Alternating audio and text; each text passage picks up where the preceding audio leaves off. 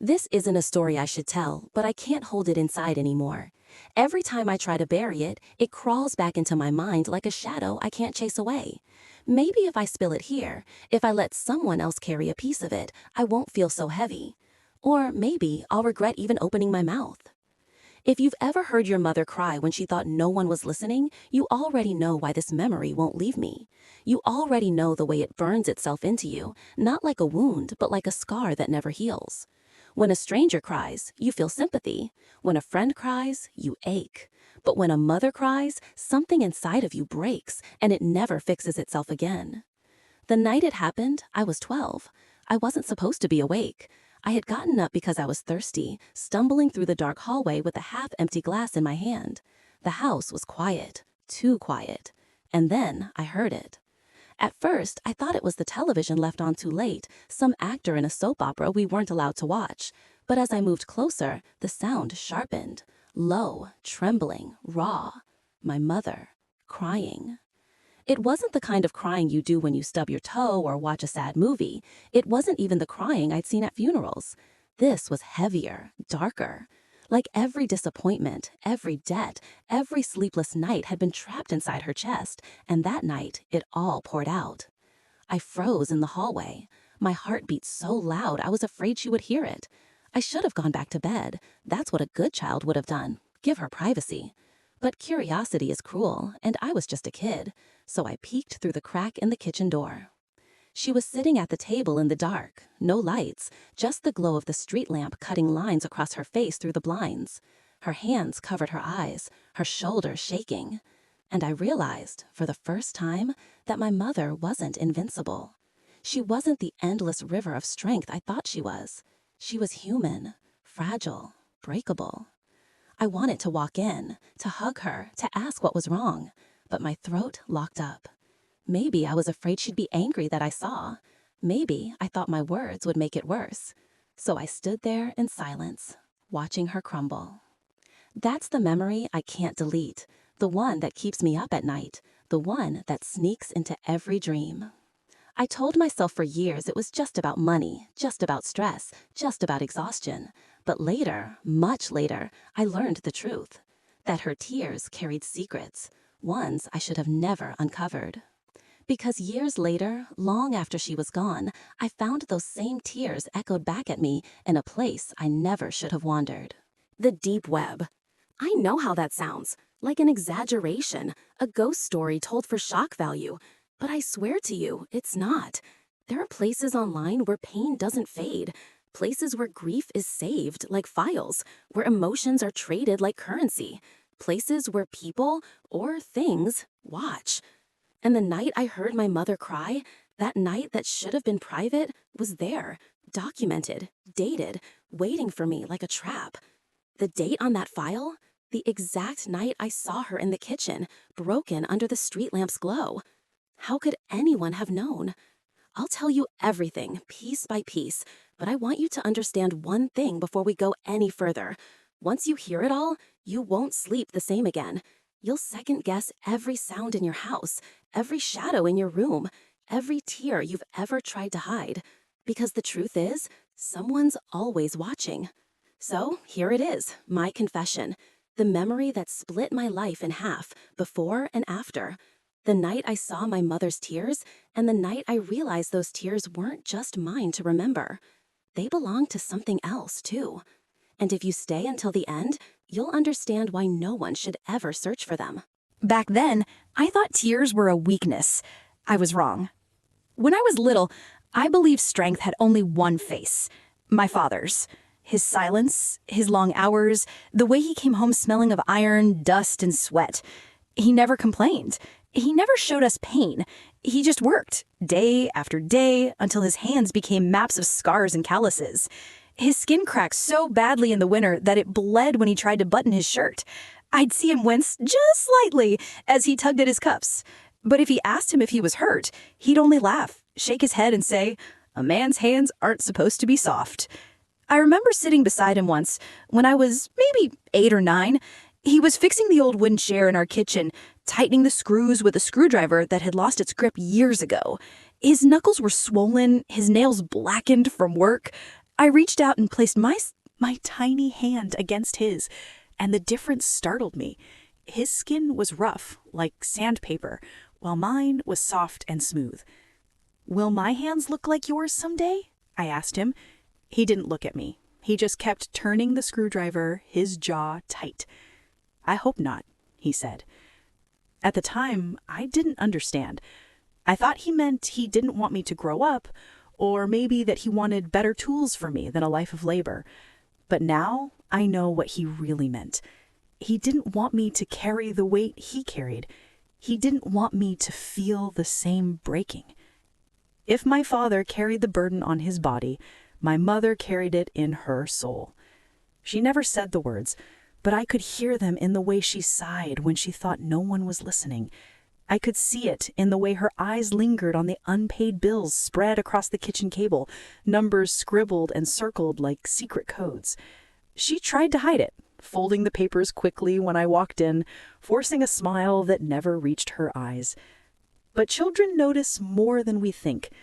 One night, I heard them fighting. It wasn't loud, not like the screaming matches you see in movies. My parents never screamed.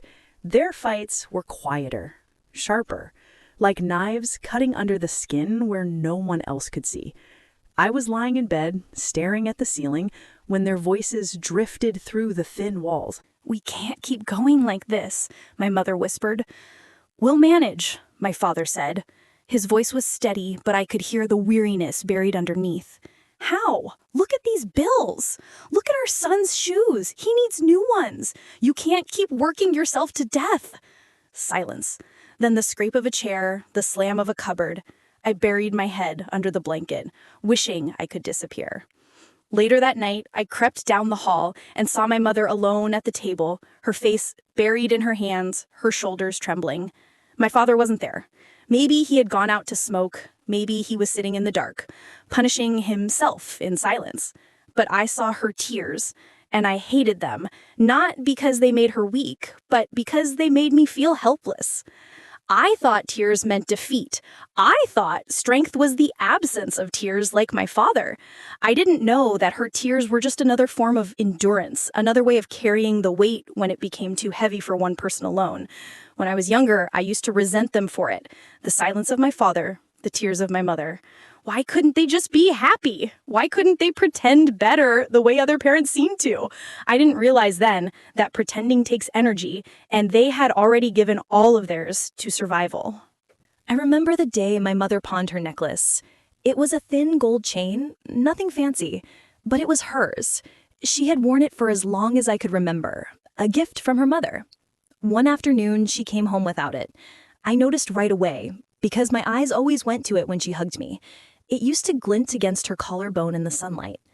"Where's your necklace?" I asked. She paused, her hand instinctively rising to touch the space. Then she smiled. "I traded it for something more important," she said. "What?" She crouched down so we were eye to eye. "For you. For us." I didn't understand until later that she had sold it for groceries, or maybe to keep the lights on a little longer. She never got it back. And my father, he kept breaking himself for us. I'd wake up sometimes to the sound of him coughing in the bathroom, a deep, rattling cough that shook the walls. He always came out pretending nothing had happened, his face wet, his hair damp with cold water he splashed to cover the sweat. He'd pack his lunch, 2 slices of bread, maybe a piece of fruit, and leave before dawn. They both carried their suffering differently, my father with his hands, my mother with her tears. I didn't appreciate either of them when I was a child. I thought my father was distant. I thought my mother was fragile. I didn't realize they were both warriors in their own way. That realization came too late. I live with the guilt of those years. The way I used to roll my eyes at my father's silence, the way I used to feel embarrassed by my mother's crying. I thought I was smarter than them.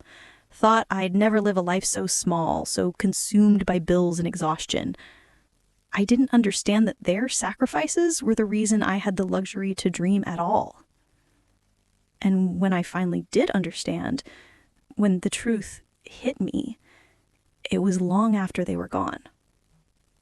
Their deaths weren't sudden, not exactly, but when you lose both parents, It doesn't matter if you've had time to prepare. It still feels like being dropped into a void with no way out. The house felt emptier than I ever thought possible, their absence echoing louder than their presence ever did.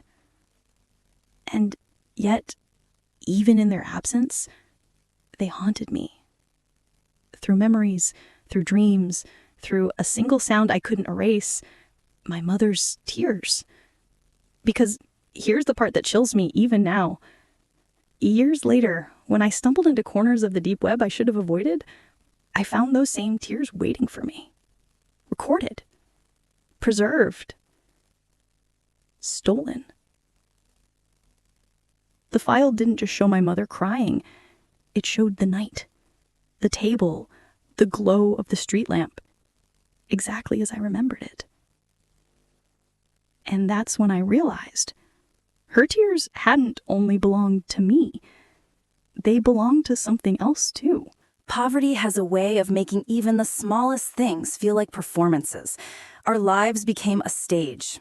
Every corner of the house a set piece, every action rehearsed in silence. The kitchen was the cruelest scene of all. I can still see it. The chipped linoleum floor, the rusted sink that coughed brown water before clearing, the refrigerator humming like an exhausted old man.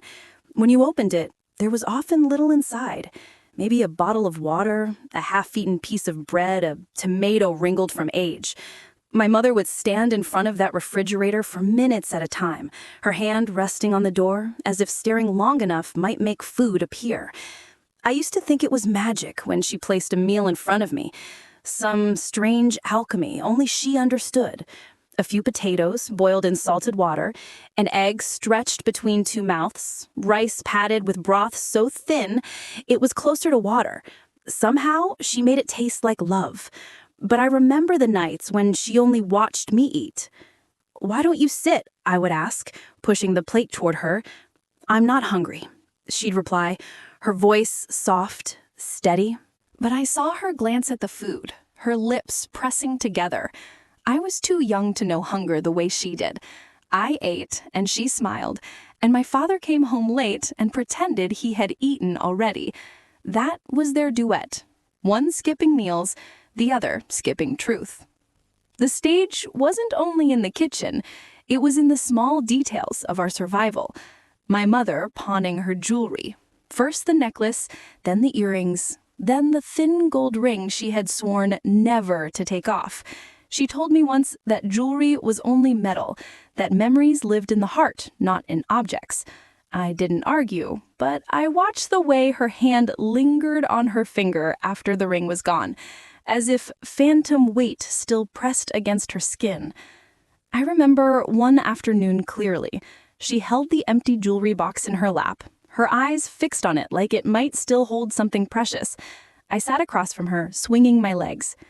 "Will you buy them back?" I asked. She smiled, but it was the kind of smile that hurt to look at. "One day," she said, "when things are better."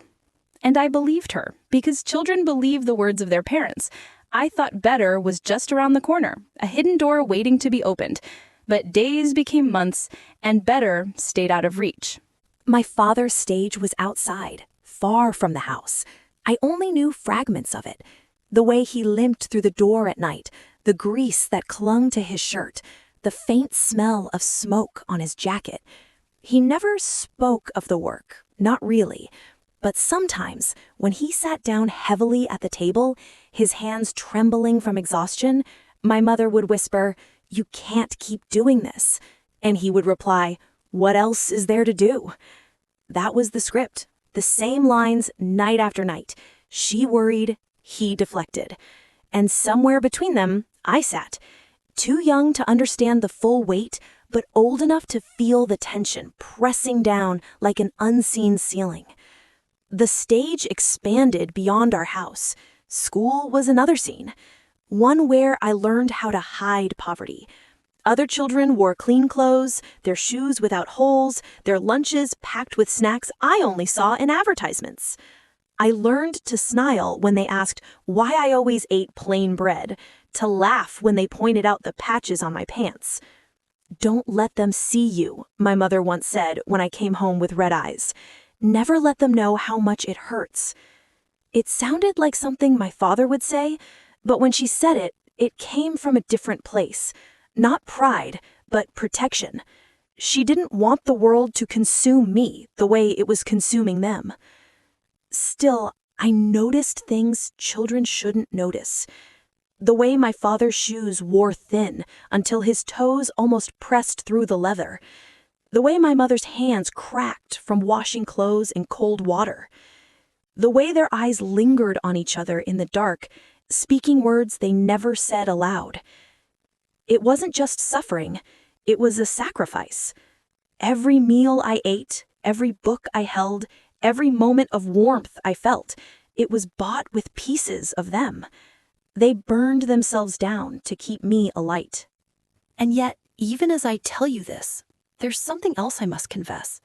I don't think we were alone in that suffering. At the time, I couldn't explain it, but I felt it. A presence, a gaze. It was as if someone was watching us, taking notes, recording every sigh, every tear, every silent fight. Poverty wasn't just our stage. It was an audience's entertainment. I remember once I woke up in the middle of the night. The house was dark, but I heard something. My mother, crying softly in the kitchen. I tiptoed down the hallway and froze at the doorway. She sat with her face buried in her hands, her shoulders shaking. But what made me stop, what made my blood run cold, was the faint red light blinking in the corner.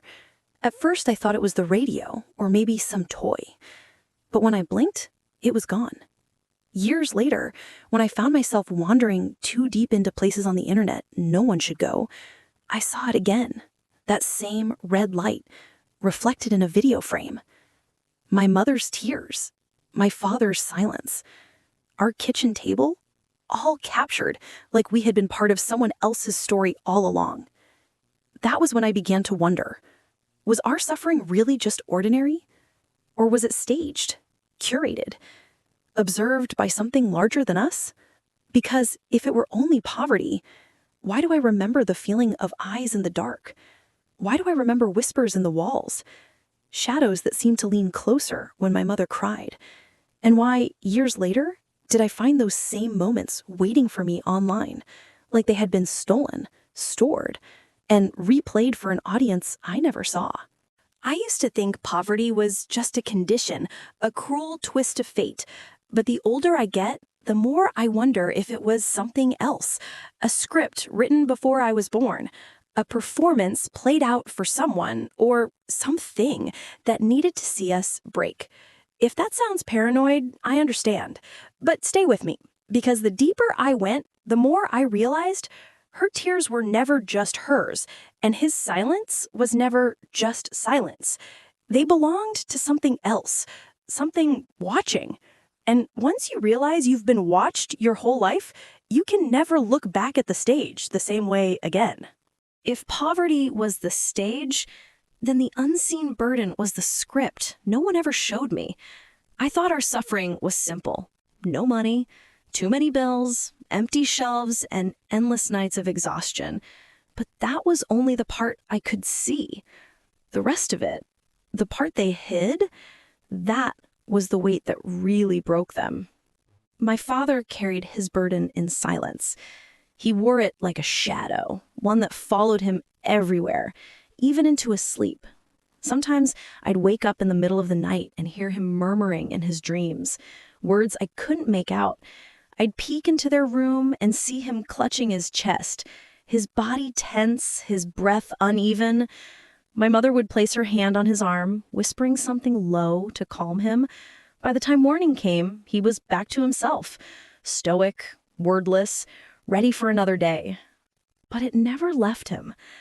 That silence was louder than shouting, heavier than tears. My mother's burden was different. She carried it in her eyes, in the way she stared at nothing when she thought no one noticed. She had a way of pausing mid-motion, while folding clothes, while stirring soup, while hanging laundry, and going completely still, as though she had slipped into another world. I'd ask her what she was thinking, and she'd smile, but her smile was always a shield. "Nothing important," she'd say. But I could feel the weight of those unspoken thoughts pressing into the room like invisible smoke. I didn't realize back then that their burdens weren't just financial. They were emotional, spiritual. They were the weight of knowing tomorrow would not be easier. The fear that maybe all their sacrifices would never be enough. They carried the terror of failure, of letting me down, of becoming invisible people no one remembered. And yet, they never told me. They never wanted me to know. I overheard enough to piece fragments together, late-night whispers in the kitchen when they thought I was asleep. "What if we can't keep the house?" my mother asked once, her voice cracking. "We'll find a way," my father replied. "And if we don't?" Long silence. Then the sound of a chair scraping the floor. His footsteps faded into the night. Another time, I caught my mother sitting on the edge of her bed, holding a letter in her hands. When she noticed me in the doorway, she folded it quickly, sliding it under the pillow. "What was that?" I asked.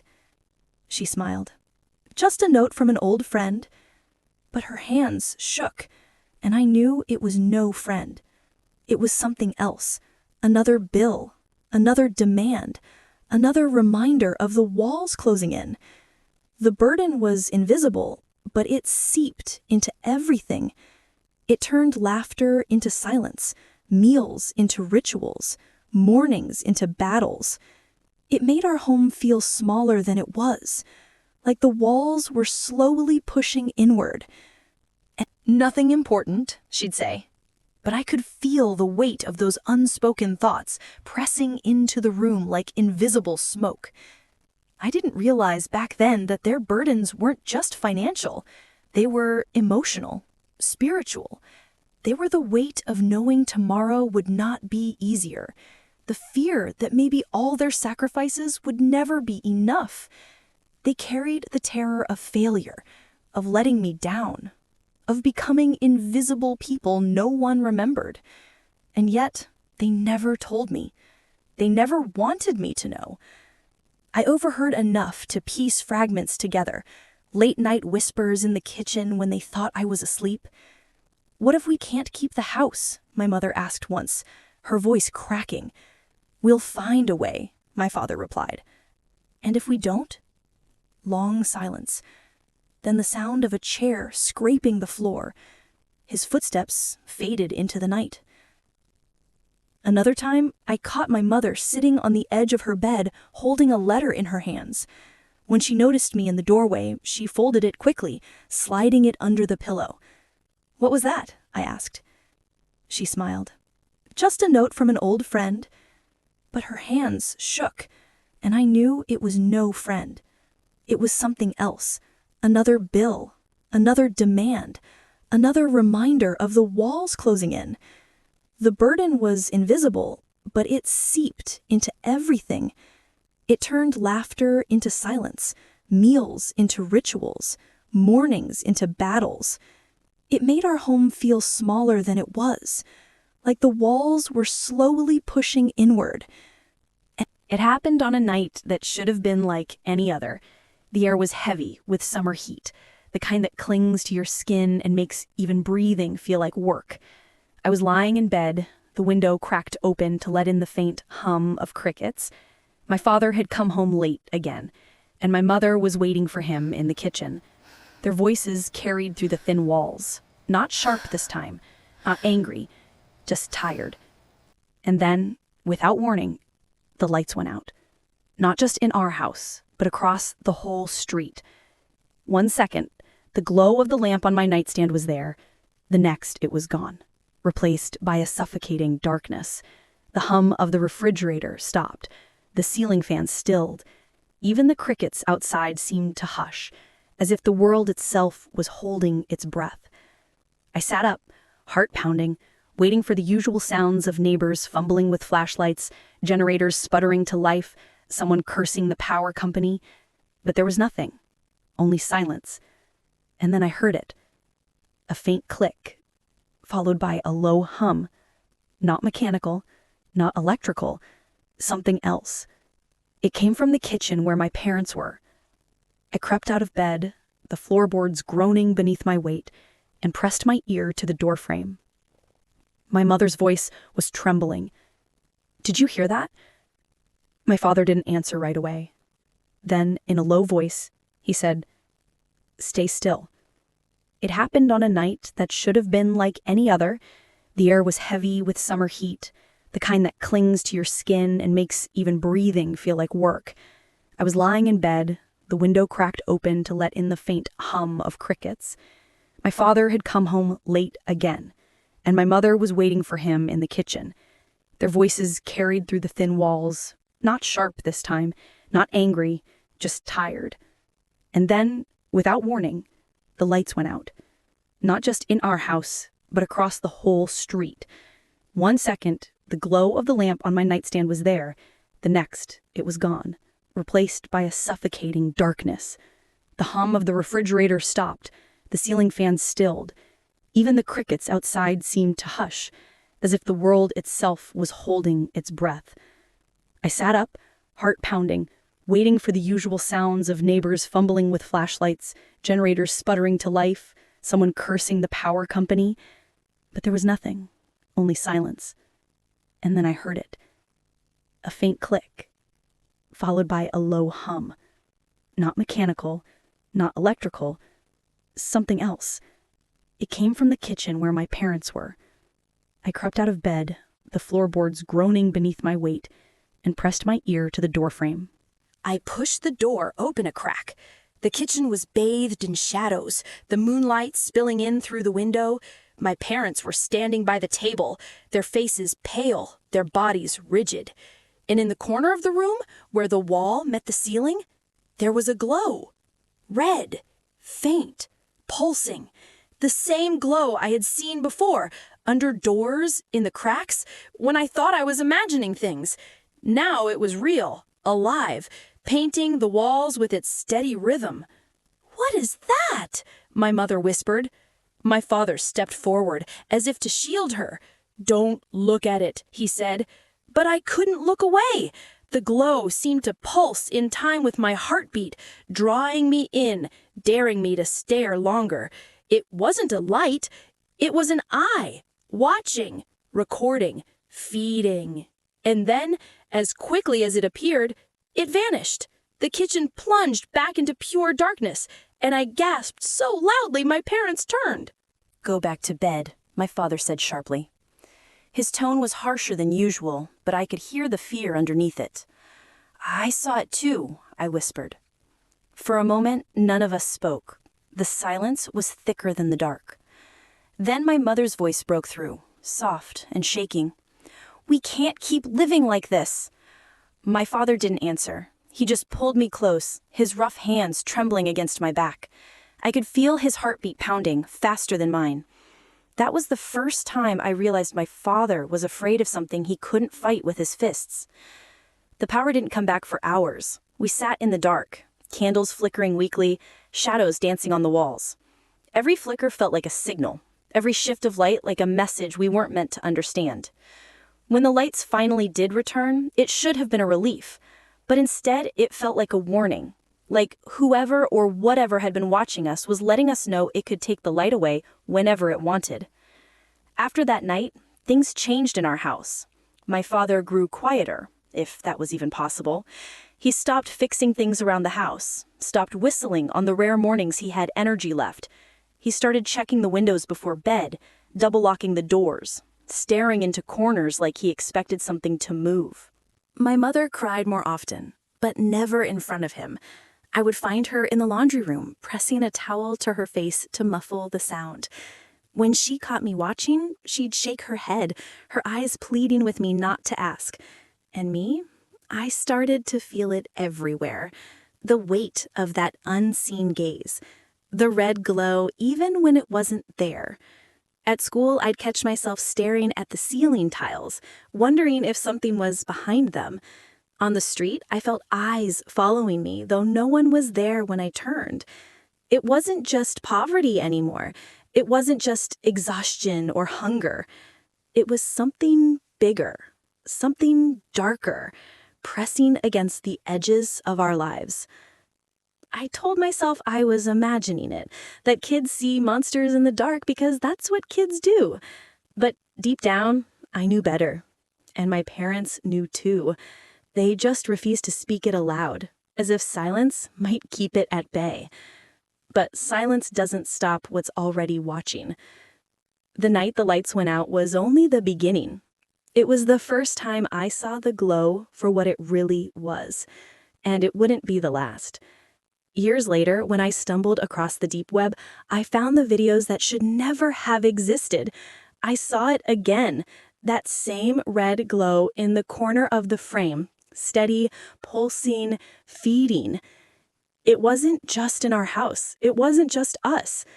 And if you're still listening, if you stayed this far, then you're already in it too. I told myself I was done with secrets. I told myself I would never be the kind of person who dug into the dark corners of the internet just to watch other people's pain. But curiosity has teeth, and grief makes monsters of good intentions.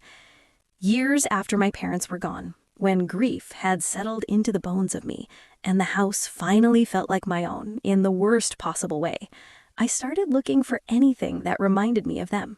Old photos, receipts, anything that smelled like the past. It was a way to keep them close. A ritual. A slow undoing.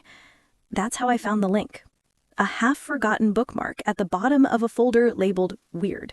The kind of name you give a file when you don't want to admit what it is. At first, it was just curiosity. The link led to a hidden forum, a place I'd seen mentioned in late-night threads, whispered about like an urban legend among people who traded in fear. It promised archived emotions, lost recordings, things that weren't supposed to exist. The rules were clear. No real names, no requests, never reveal the source. It read like a cult, equal parts reverent and mercenary. I shouldn't have clicked, but I did. There were thousands of files, videos, audio clips, scanned letters, pictures, an entire museum of someone else's sorrow. People uploaded their parents' sorrow like trophies, as if grief could be monetized or memorialized. The guilty part of me loved it. The part of me that had seen my mother cry in the dark wanted to watch, to know that moment again, to understand it on someone else's terms. That's how I rationalized it, at least. Then I saw the file name. The date was the same one I'd never been able to forget. The date I'd stood in the hallway with a glass of water in my hand and watched my mother break. There were no words attached, just the date, and then a small gray preview thumbnail that made my stomach drop. I clicked. The video opened in a black player with a timestamp that started at 0000. The resolution was grainy, like footage from an old home cam. The angle was impossible. It was shot from the ceiling corner of the kitchen, a vantage point that caught the entire table, the blinds, and the sliver of the street lamp light. The frame was steady, as if the camera had been left there deliberately, forgotten in the dark. My chest tightened. The moment unfurled as if time had been wound back. There she was, my mother, sitting at the table exactly as I remembered, hands over her face, shoulders shaking, the street lamp painted stripes across her arms. The refrigerator hummed. The kitchen clock ticked, louder somehow now that I was listening for it. Even from the grainy video, I could see the small gestures I thought only I had ever noticed. The way she rubbed her thumb along her ring finger, the way her shoulders trembled when she took a breath. Then the camera panned. No, it didn't move by hand. It cut, like an edit, to a closer shot. The video showed my mother from the side I would have seen if I'd been braver, if I'd walked in instead of hiding. The blood buzzed in my ears. There was a soft sound in the background, distant, like the drone of an old appliance. And then, the red glow, blinking faint and steady in the corner of the frame. I felt something in my throat, a ruin of a sound that wanted to become a scream. How could this be? How could this footage exist, perfectly framing the kitchen that had been ours, the exact night I could never forget? Who had been in the room to place that camera, to angle it so precisely? The questions piled up like stones. Then the comments scrolled. They were not kind. They were clinical and detached, like surgeons speaking about a specimen. Usernames like archivist_09 and watcher no more left short, measured notes. Good capture, one said. Notice the pattern at 0215? Classic. Another wrote, this one was requested weeks ago. Glad OP delivered. OP. Original poster. Someone had been asking for that night, as if nights could be ordered and played on demand. My hands shook. I scrolled faster. And there, under the video, was a string of metadata, tags and labels, and a note that made my stomach drop. It was small, barely noticeable, but it said, location, domestic archive, status, live, access, restricted. There was also a set of coordinates in a format I didn't recognize, and a cryptic note, do not empathize. Archives are for observation only. Observation only. I felt as if the room had tilted. For a moment, I couldn't tell if the light in the kitchen had always been like that, or if the video had added a filter to make the scene more voyeuristic. But the more I watched, the more every small detail matched my memory. The chip in the sink, the bruise on the bottom step of the counter, the faint coffee stain on the edge of the table. My history mapped perfectly onto this anonymous file. I needed to know who had uploaded it. I needed to know how they had recorded my mother's most private moment, how they had obtained a video that should have been locked in my memory alone. I clicked the uploader's name, and a user profile opened. Minimal. A date joined to an avatar that was just static noise. No location, no friends, no explanation. I messaged them.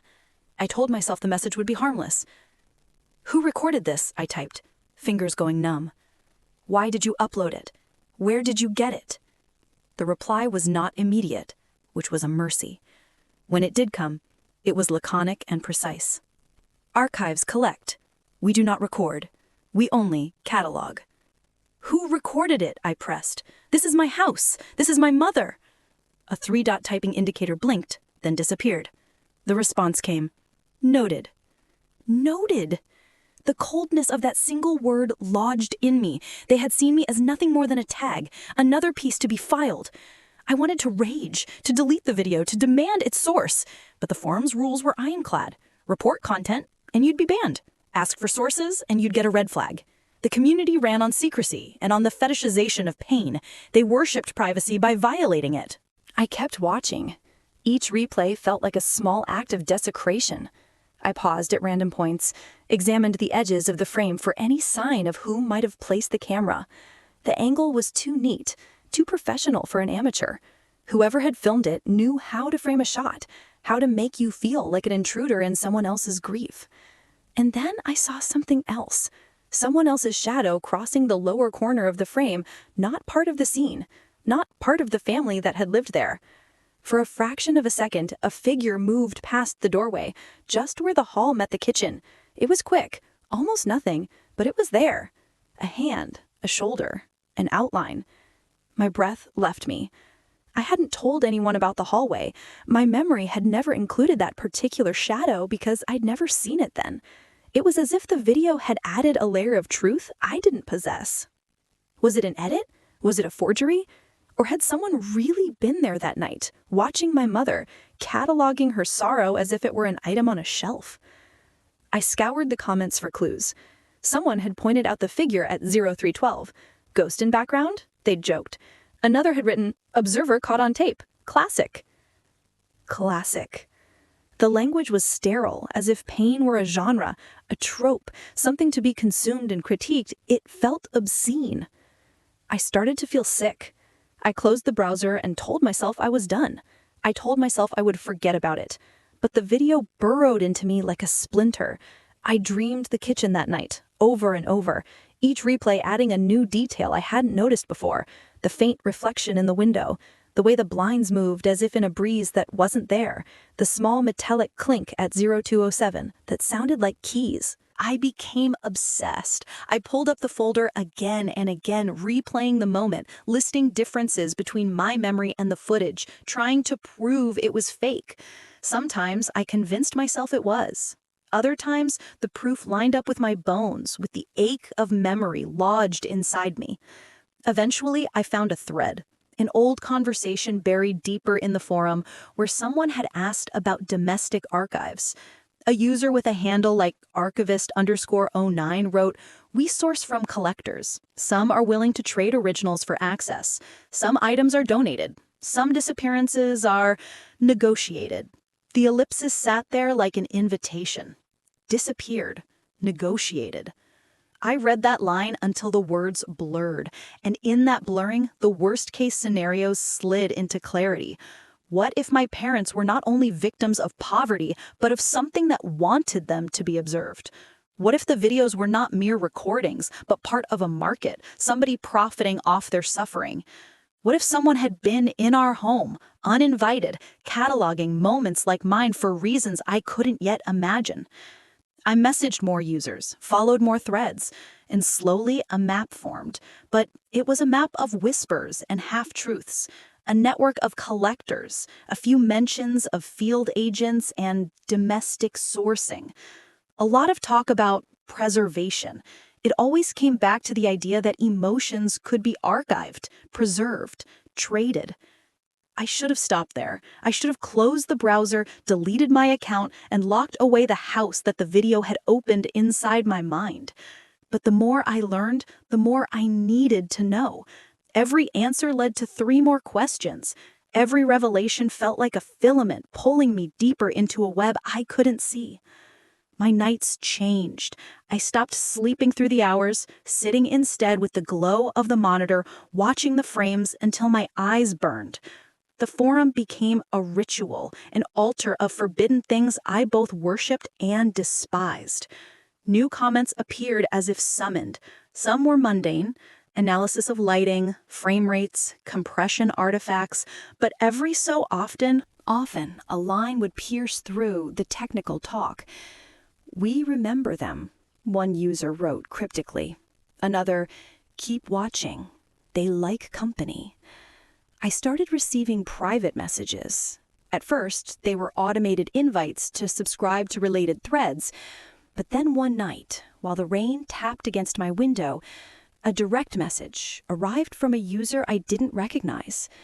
The content was short, almost tender. "You shouldn't dig in empty rooms. Things seep through." Attached was a screenshot, a freeze frame of my kitchen, zoomed in on the table, the exact moment my mother had rubbed her thumb against her ring finger. In the corner of the image, something blurred and indistinct hovered like the suggestion of a face. The message continued, in the small, clipped font of the forum. "We see you. We keep. We remember." I deleted the message and opened it again. My hands trembled so badly that my coffee sloshed onto the keyboard. Who were we? Who had taken that screenshot? How could they know I was watching? For a while, I told myself it was a coincidence, an algorithm picking up on my interests, a targeted ad gone cruel. But coincidence stopped being comfortable. The posts became more specific. Someone started referencing details only someone who had been in the house could have known. My mother's habit of leaving a spoon by the sink, the scorch mark on the pan she never cleaned. Then, one night, around 2 a.m, my phone buzzed with a notification that turned my blood to ice. "New upload. Request fulfilled." A video link. No description, no tags, just a title. That was my parents' names together, followed by the date they died. I stared at the screen until the image blurred. My thumb hovered over the play button, and then, with the same reckless curiosity that had started me down this road, I tapped it. The file loaded, and for a heartbeat, I saw nothing but static. Then the video resolved into a shot of my parents' funeral, filmed from afar. A shaky, voyeuristic angle that captured mourners, my own small, hunched figure by the grave, and in the background, something moving along the tree line, too deliberate to be wind. Someone had filmed us. Someone had cataloged even our grief. A message followed. We keep what people show us. We do not let go. My phone slipped from my hand and clattered on the floor. I picked it up, hands slick with sweat, and realized I had crossed a line I couldn't uncross. Someone had not only recorded my family's private moments, but had also watched us mourn and then preserved that too. They were not passive archivists. They were participants, observers with an appetite. And the worst part was the knowledge that somewhere behind the glow of the screen, they would be smiling about how well they had documented our ruin. One night, a private message arrived with a short clip attached. The file name was encoded in a way I didn't recognize. When I opened it, my stomach dropped. It was my mother, earlier than the kitchen video, kneeling to fix the leg of that old chair. The camera was close, too close, capturing the lines on her knuckles, the tremble in her hand. For a breath, she looked up as if sensing someone, but then she went back to work. The clip lasted 12 seconds. That was all they needed. The message wasn't just cruel, it was clinical. They assessed and took notes. They traded impressions like traitors. I wanted to report, to shout that this was my mother, that this was our house. But the rules prevented that. Expose the archive, and the community vanished into private rooms with encrypted keys. Ask for sources, and you were flagged. Some lurkers pretended to be caretakers. We preserve, one wrote in a thread about ethics. Pain without context is waste. We provide context. It read like a moral justification. Others were blunt. They're entertainment, one said in a thread. Sadness is content. People will watch anything. There was an economy here, of attention and of meaning. Sorrow was the commodity. They referenced me. You keep returning to the kitchen file, said one DM. Interesting. Another, your hands tremble when you replay 0112. We know. How did they know? How did they watch me in private? The thought of invisible spectators watching me watch my mother unstitched something in my chest. Other users reached out with suggestions, almost taunting. If you want more, contribute. Provide something of value. We reward donors. Donate what? Your family? Your privacy? Some accounts traded original footage for access, as if intimacy could be bought. One thread spoke of sourcing, the dirty business of getting new files. Field agents were mentioned, people who could get inside homes if the price was right. I told myself stories to stay sane. Maybe these were pranks. Maybe some twisted filmmaker had recreated our kitchen. But then they used my mother's nickname for me, an old pet name that never left any file I owned. Someone knew me well enough to call me by that name. It felt like a cold hand on the back of my neck. Late and exhausted, I typed, "Are any of you human? Do you understand what this does to people?" Replies came fast. "We are archivists," one wrote. "We are collectors of what culture discards." Another, "We are historians." Someone else, "We are artists." Each answer tried to justify collecting shards of private life and repackaging them for public consumption. A user posted instructions for new observers. Do not interact with the family. Observe only. Note your observations. Never be seen. The guidelines read like a field manual written by people who believed their actions were noble. But what sanctified a violation? Who ordained these rules? It was perversely organized, like a cult with an ethics committee. Strangers started appearing outside my house. Shadows on the sidewalk. Cars that lingered. Once, I found a small piece of paper under my door. We keep watch. I burned it in the sink that night. But paper is stubborn. Its memory lives on servers and in message histories. My life narrowed into two things, the screen and the street. Day and night blurred. My mother's empty chair became a beacon. To them, it was inventory. To me, a grave marker. I asked neighbors, "Have you seen anyone odd?" Some shrugged. Some mentioned headlights that lingered. In a city, strangers are common. Someone lingering at night seems harmless. But when strangers appear where they shouldn't, you begin to imagine all the things that explanation doesn't cover. The watchers wanted a performance, and slowly they were getting one. They had threads, field notes, and preservationists arguing context. Meanwhile, I lived in a house that felt more like an exhibit than a home. The intimacy we were taught to protect had become something to be bought and sold. I expected answers. Instead, I got a final, polite warning, delivered as absence and implication. Some collections rot. Some thrive. Be careful which you feed. Then silence. The watchers stepped back as if to admire their handiwork. The show continued without applause. Night after night, my world shrank to the rectangle of my screen. I stopped going out unless necessary. Messages piled up like small accusations. Thumbnails glowed like eyes. Some comments were technical, notes on lighting or sound, but more often they cataloged tiny I learned rituals. Lock windows twice, hide sentimental items, rehearse faces so grief looked tame. The watchers had made me perform. I practiced smiles, steadied my hands, folded emotions away like fragile objects. My life is split into the visible and the archived. They sent one more message that felt like a verdict. Some collections rot, some thrive. Choose what you feed. It read like a barometer of cruelty. For them, it was a market. For me, it was my parents' lives. So I live between the screen and the street, watching files and watching for cars. I ask you now, do you think they're demons, hackers, or something else? Tell me your theory. The watchers feed on attention, and I know some of you are already checking your cameras. Don't. It doesn't help. I remember the smell before anything else. Lentils, onions, a whisper of cardamom, the kind of scent that used to mean everything was safe, that home was still home. My mother had a way of stretching nothing into something, turning an empty pantry into a meal that made you forget how poor we were. That night, she was cooking again, humming under her breath. At least, that's what it sounded like at first. When I listened closer, it wasn't a hum. It was a tremble, a prayer disguised as music.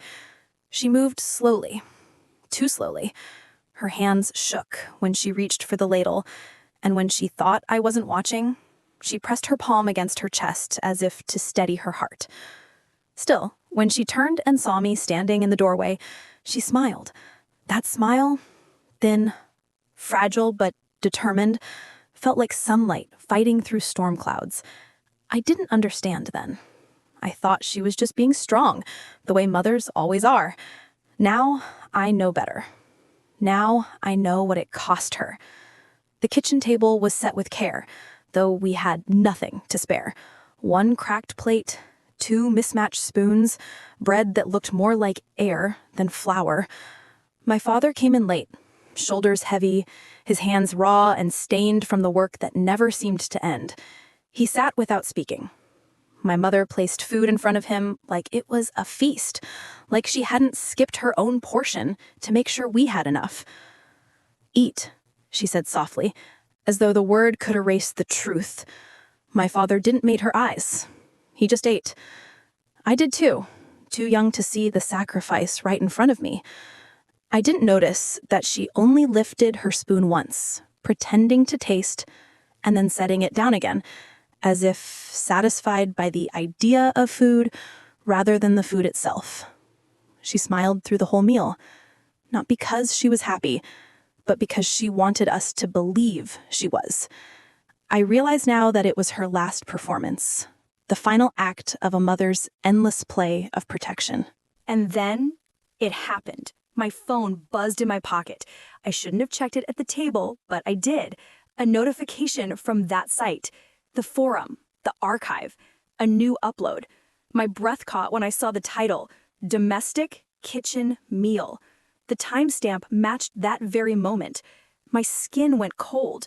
I tapped the link, and there she was, my mother, smiling through tears in real time. The camera's angle wasn't from my eyes or my father's. It was from the corner of the ceiling, the same impossible vantage as before. The meal, the broken bread, even the slight flicker of the bulb above us, it was all there. I wanted to scream, to tear the phone in half, but instead I sat frozen. My mother looked straight at me in the video, though in reality, she was only glancing at her plate.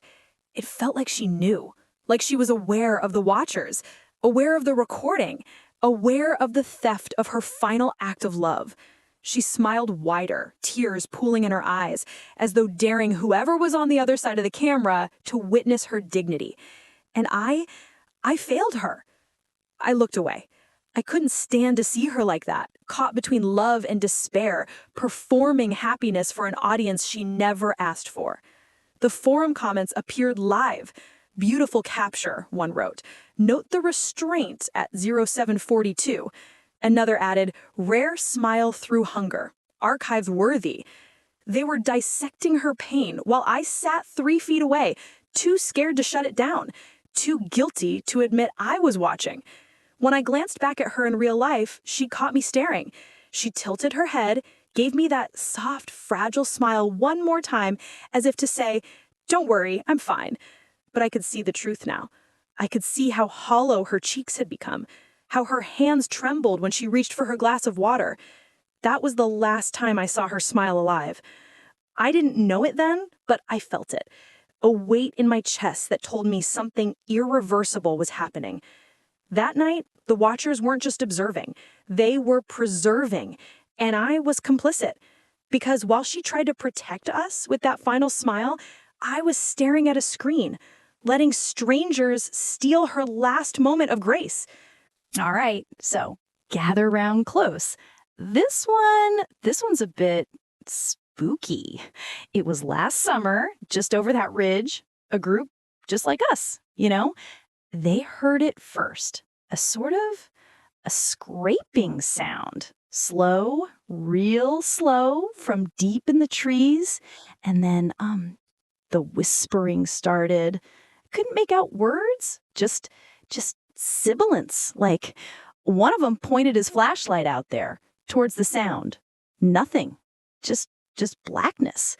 But the whispering, it got louder, almost personal, He swore he saw eyes, just for a second, reflecting the beam, low to the ground, too low. They packed up fast, real fast, didn't even douse the fire properly, just ran. And the whole time, that scraping, that whispering, it seemed to be following them. So, if you hear anything tonight, maybe keep your flashlights off. And even there, on that cold floor, he tried to smile when he saw us. I'm okay, he whispered, though his voice cracked like breaking wood. He reached for my hand, gripping it with the last of his strength. You'll understand one day. Everything I gave up, it was so you wouldn't have to. I wanted to tell him to stop, to save his breath, but the words caught in my throat. My tears blurred him into shadow and light. Then my phone buzzed again. A notification. My stomach turned before I even looked. A new post on the archive. Title, Final Sacrifice, Pending. The timestamp wasn't from the past. It was counting down, predicting. I opened it against my will, and there he was, my father, lying on that same factory floor, from a different angle, as though another camera had been waiting. The comments scrolled before my eyes, faster than I could read. Collapse confirmed. Look at the strain in his grip. Any last words yet? Prediction, cardiac arrest within 5 minutes. They weren't just watching.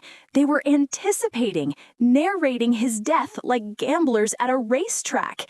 Each keystroke was another nail in the coffin, another theft of what little dignity he had left. And still, he spoke to me. Don't be afraid of hard work, he said, breath ragged, eyes burning. But don't let it kill you. promise me you'll live. You'll take what we couldn't have." His grip tightened, trembling, then softened, sliding away. The machines in the factory hummed in the silence.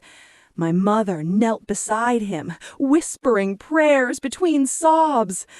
I wanted to scream at the invisible audience, the parasites cataloging his last moments. But the screen in my hand only glowed brighter, the comments multiplying.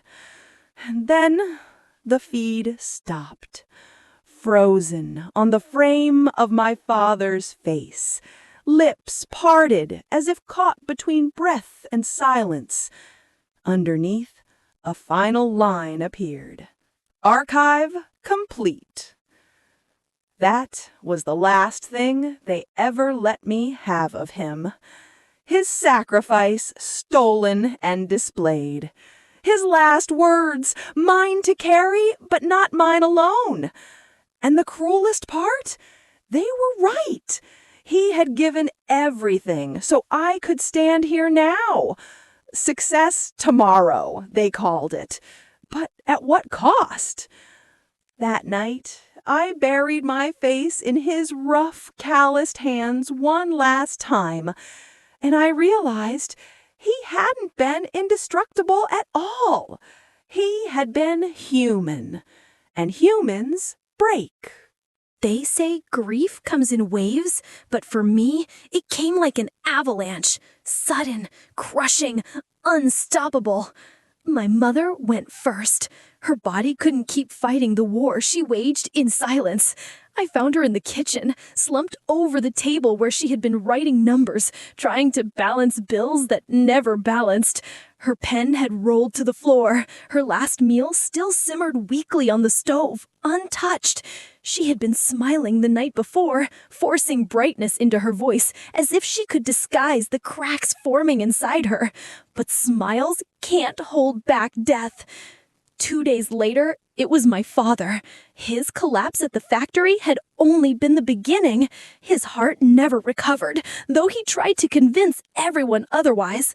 "I'm fine," he kept saying, as though words alone could keep his body alive. But when I heard the second phone call, I didn't even cry at first. I just felt numb, the kind of numbness that doesn't ask questions because it already knows the answers. We buried my mother under a gray sky that threatened rain, but never broke. Her coffin looked too small for the woman who had carried so much weight. People came, neighbors mostly, with tired faces and polite words.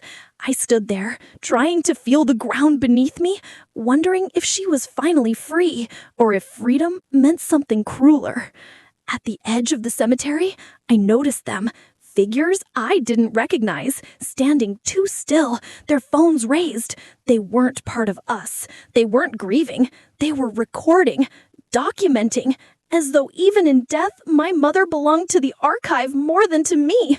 I wanted to scream, to chase them away, but my legs wouldn't move. When we laid my father to rest days later, it was the same. A different coffin, a different hole in the ground, but the same strangers at the edges, silent, faceless, uninvited. Their lenses glinted in the weak sunlight. My family's suffering had been turned into someone else's content. That night, I opened the site, even though I swore I wouldn't. And there it was, 2 new entries, stamped with merciless precision. Mother, case closed. Father, case closed. No warmth, no mourning, just the final punctuation of their lives typed in a language of indifference. I stared at those words until they blurred, until my own reflection in the screen looked like a ghost. Their struggles were today. My success, if it ever comes, will be tomorrow. But at what cost? If tomorrow is built on their graves, is it still worth it? The archive thought it had finished the story. Case closed. But I know better. Some stories never close. They haunt. They linger. They demand to be told again and again until someone finally listens. I used to think success was a clean thing, that it would arrive one day wrapped in ribbons, that I would unwrap it with pride and present it to the world as proof that I had made it. But standing here now, with the echoes of my parents' lives trailing behind me like shadows, I know the truth. Success is never clean. Mine was bought with their blood, their sweat, their tears. Every step forward feels like walking on the bones they left behind. When I walk into the office where I work now, people see someone polished, educated, and determined. They clap at my achievements, admire the grind, the resilience. What they don't see is my father's hands, cracked and scarred from years of labor that no machine could ease. What they don't hear is my mother's muffled crying behind a locked door, the way her tears soaked the thin pillow she thought I didn't notice. Every diploma on my wall is written in their suffering. Every paycheck I cash carries the taste of their hunger. I remember the mornings when the kitchen was empty, when my father would pour his portion of rice onto my plate with a forced smile, pretending he had already eaten. I remember my mother quietly sliding her wedding bangles into a pawn shop envelope, pretending it was her idea, that she really didn't care for jewelry anyway. These weren't grand gestures. They were survival, small, brutal sacrifices that chipped away at them while they pretended everything was fine. And now they're gone. The success they wanted for me is here, but they aren't. That's the cruel irony I can't outrun. They broke themselves so I could be whole, only for me to arrive at the finish line alone. Sometimes I hate myself for winning. Sometimes I hate them for leaving. But mostly, I hate the silence that comes after the applause, when no one is left to share it with.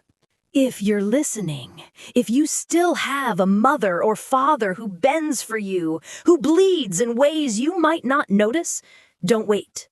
Don't assume time is infinite. Call them, hold them, thank them. Because I would trade every piece of paper, every certificate, every so-called success just to sit across from them one more time at a cracked kitchen table and tell them, I finally understand. But here's the part I can't explain away, the part that keeps me awake long after the lights go out. Even though I stopped logging into that cursed site, even though I swore I would never let its poison touch me again, the notifications still come. A faint chime at night, the exact tone I heard back then. At first, I told myself it was in my head, some leftover trauma my brain couldn't shake. But last week, the sound came while my phone was off, battery dead. I didn't check, I couldn't. But the implication was clear. Somewhere, somehow, the archive hasn't finished with me. Maybe it never will. So I'm left with this paradox. Their lesson is my compass, but their absence is my punishment. I tell myself to live better, to honor them with my choices.